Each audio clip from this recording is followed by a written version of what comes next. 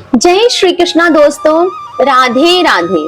आप सभी का एक बार फिर से स्वागत है हमारे चैनल ईशा भक्ति व्लॉग्स में।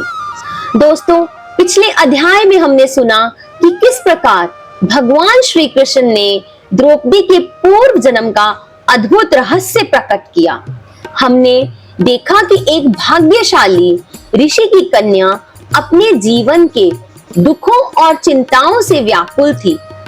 समय बीतने के साथ उसके पिता मेधावी ऋषि ने अंतिम क्षणों में भगवान श्री हरि का स्मरण किया और भगवान के दिव्य पार्षद उन्हें अपने साथ वैकुंठ धाम लेकर चले गए।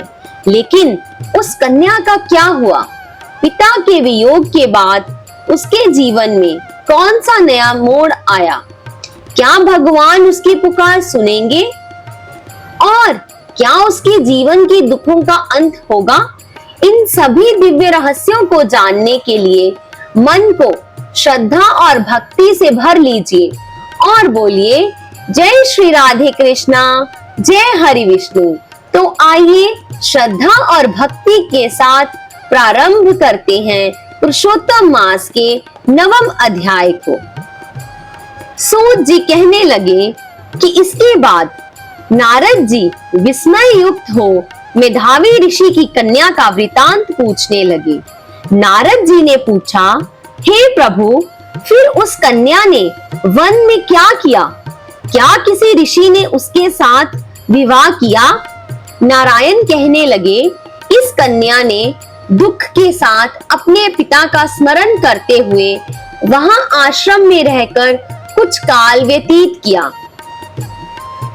भाग्यवश एक दिन उस वन में अपनी इच्छा से विचरण करते महाकोप वाले दुर्वासा मुनि आ गए।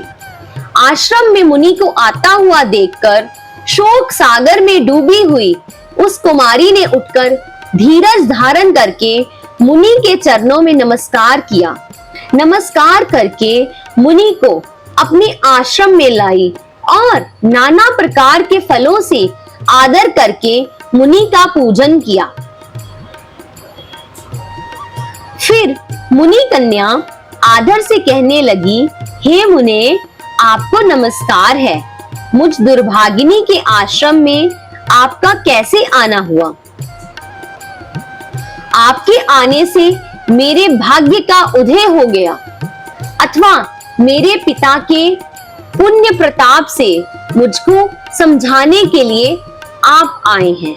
आप जैसे महात्माओं के तीर्थ रूपी पांव के रज कण को स्पर्श कर मेरा जन्म सफल हो गया, जो आप जैसे महात्माओं का मुझको दर्शन हुआ। इस प्रकार कहकर ये बाला उनके आगे चुपचाप होकर बैठ गई।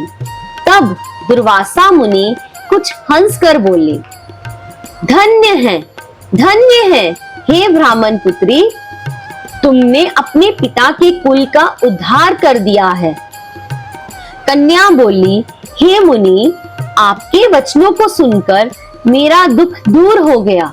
हे मुने, आप कृपा कर ऐसा उपाय बतलावें जिससे मेरे दुख दूर हो। मैं दुख शोक में अग्नि की ज्वाला में जल रही हूँ, इसको शीघ्र बुझाओ। मेरे हर्ष उपजाने वाला और कोई नहीं दिखाई देता। मुझको धैर्य देने वाली ना तो मेरी माता है, ना पिता, ना भाई। मैं दुख पीड़ित किस प्रकार जीवन निर्वाह करूं? जिस दिशा को देखती हूँ वहीं अंधकार दिखाई देता है। अतः हे तपोनिधे, मेरे दुख को दूर करने का उपाय जल्दी करिए। ऐसा कहकर वह बाला उनके आगे बैठ गई। दुर्वासा मुनि उसके उपाय के वास्ते सोचने लगे। श्री नारायण कहने लगे, हे नारद, इस प्रकार मुनि कन्या के वचनों को सुनकर मुनि दुर्वासा विचार कर अत्यंत कृपा करके इस बाला को देखकर कुछ हितकारक वचन बोले। तो दोस्तों, ये था पुरुषोत्तम मास महात्म्य का 9वां अध्याय। आज हमने सुना कि पिता के वियोग के बाद वे दुखी कन्या अकेले आश्रम में रहने लगी। तभी भगवान की कृपा से महातपस्वी दुर्वासा मुनि वहां पहुंचे। कन्या ने बड़े प्रेम और श्रद्धा से उनका स्वागत किया और अपने हृदय का सारा दुख उनके सामने प्रकट किया। उसकी करुणा भरी बातें सुनकर दुर्वासा मुनि के हृदय में दया जाग उठी और वे उसके जीवन के दुखों को दूर करने के उपाय के बारे में सोचने लगी। लेकिन अब आगे क्या होगा? क्या दुर्वासा मुनि उस कन्या को कोई दिव्य उपाय बताएंगे? क्या उसके जीवन का अंधकार समाप्त होगा?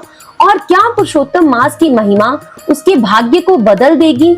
इन सभी दिव्य रहस्यों को जानने के लिए कल अवश्य सुनिए पुरुषोत्तम मास महात्म्य का 10वां अध्याय। यदि आपको ये कथा पसंद आई हो तो वीडियो को लाइक करें, शेयर करें और चैनल को सब्सक्राइब करना ना भूलें। कमेंट में अवश्य लिखिए जय श्री राधे कृष्णा, जय श्री कृष्णा, राधे राधे।